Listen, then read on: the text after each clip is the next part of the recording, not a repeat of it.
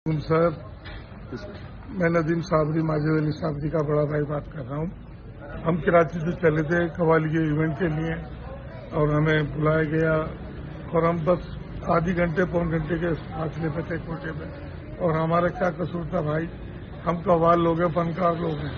हम लोग आप लोगों को खुश करते हैं, आप लोगों के लिए दुआ करते हैं, नाज शरीफ पढ़ते हैं, सरकारों का नाम लेते हैं।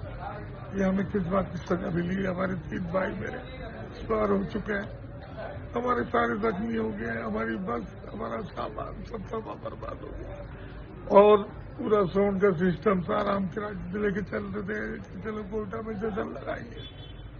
हमें क्या पता था सर, हमें पता होता हम अपने घर से ही नहीं निकलते, हमें इल्म ही नहीं है ना, हमें हम किसी चीज से ताल्लुक ही नहीं रखते, हम सिर्फ अपने बच्चों की रोटी देखते हैं बस, और कुछ भी नहीं देखते। हमें किस बात की सजा दी गई है तो बता दें आप। अल्लाह आपको सलामत रखे, बस यही कर सकते हैं भाई, आप लोग के लिए दुआ।